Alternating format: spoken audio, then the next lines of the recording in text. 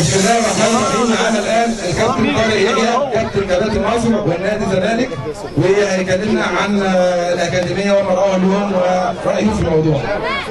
انا قلت والله رايي يعني حاجه جميله جدا، شايف فيه حماس كبير جدا في ان هم يعملوا حاجه، ودي حاجه كويسه جدا تحسب ليكم الحقيقه.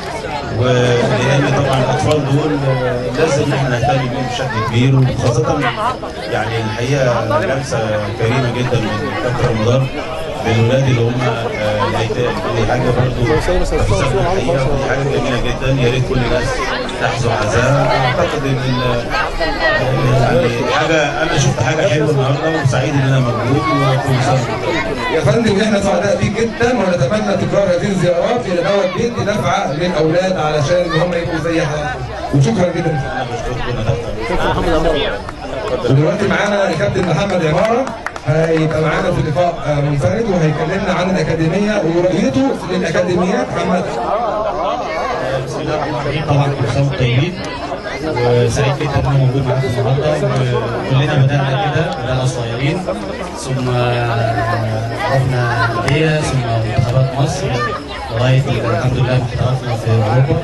واعتقد ان التجربه النهارده اللي انا شايفها تجربه محترمه، وبشجع يعني زي الاستاذ رمضان كده لما بدات اكاديميات كتير في مصر سواء في الصعيد او في القاهره.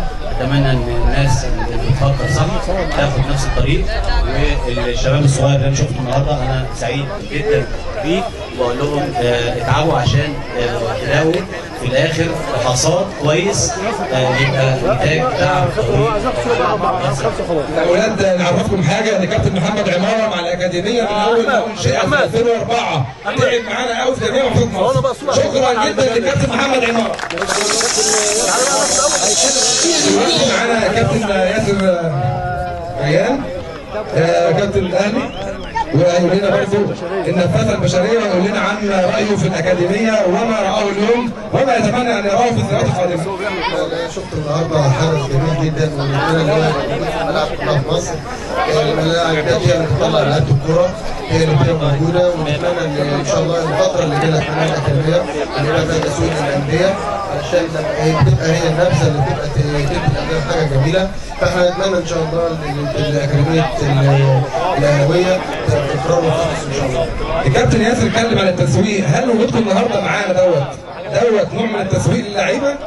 احنا طبعا التسويق اكيد في اداره الاكاديميه لها طبعا في التسويق، ودورهم لازم تكون ايجابي الفتره اللي جايه عشان يبقى فيه مصداقيه، وعشان تبقى فيها بص على البعد على المدى البعيد.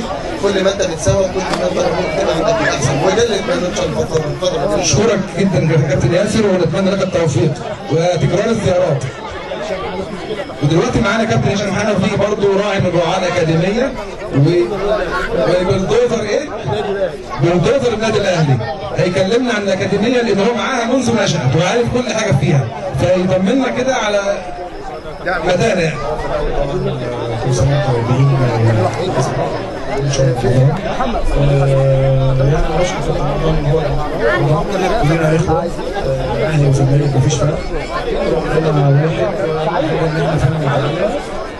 واحنا الفتره دي بنتكلم فيها عشان ان شاء الله مصر كله، وانا اتمنى بجد كده فعلا عندنا طموح واصرار، لان الاصرار هو اهم حاجه، ان انت تبقى فعلا عايز توصل لهدف معين.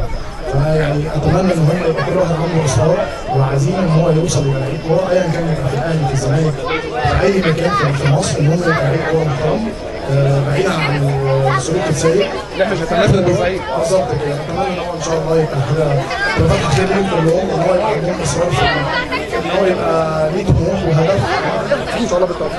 يا فندم احنا اتشرفنا بزيارتك، ونتمنى فعلا تكرار هذه الزيارات عشان ده حافز للاولاد ان هم يكونوا زي حضرتك، زي اللاعبين الكبار اللي حضروا النهارده. نشجع الكابتن يا كباتن، نحييه.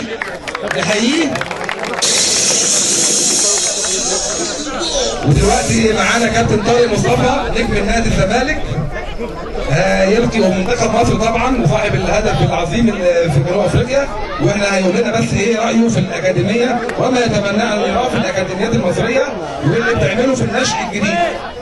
بسم الله الرحمن الرحيم. اولا كل سنه وانتم طيبين الساده الحضور، وبشكركم على الفكره الجميله اللي هي انا بعتقد ان هي الحاجه الوحيده اللي شغاله في مصر بعد الاحداث اللي حصلت.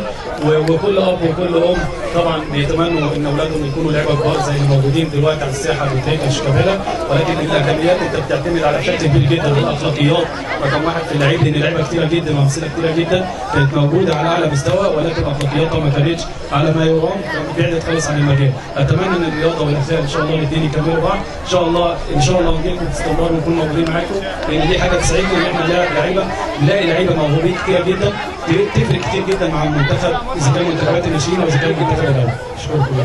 والله يا فندم احنا بدون استنصتنا لصوتك واحنا بنشترك الفكر الجميل دوت المرتبط بالاخلاق من اخلاق سيادتكم، لان انتوا فعلا كنتوا افضل ناس في الرياضه، يعني افضل جيل. شكرا يا فندم، متشكرين، شرفتنا. دلوقتي معانا الكابتن عصام درويش المدير التنفيذي للاتحاد المصري لكره القدم ب 6 اكتوبر. اهلا بك يا كابتن عصام. اهلا وسهلا استاذ عماد. اهلا بحضرتك. طبعا كلنا هنا في اكتوبر لامسين نشاطك الكروي ونشاطك ورعايتك للرياضه واللي بتجيبه من منح وحاجات اكتوبر عشان يبقى المستوى الرياضي فيها عالي. احنا شاكرين جدا لحضورك وعايزين نعرف من حضرتك ايه رايك في الاكاديميه وما تتمرن الاكاديميه؟ الأكاديمية شيء جميل جدا، وده تعود نسمع كتير من الأستاذ الكابتن رمضان المصري، لأنه له خبرات وباع طويل في إدارة الأكاديميات، ودي شيء جميل جدا إنه السنة الثانية على التوالي شارك معانا في أكاديمية كبير الأهلي ضمن انتساب لدوري براعم الاتحاد المصري لكرة القدم فرع 6 أكتوبر، وكان له دورة كبيرة وشارك بأعتقد الأكاديمية فرع المنيا، وكان عمل إنجاز برضه وأخذ مركز رابع على مستوى منتخب أكتوبر لكرة القدم، وده شيء جميل. حضور كتير من القيادات الرياضية أستاذ يحيى وعمارة وكابتن ياسر ريان وكابتن طارق مصطفى وكابتن هشام محمد.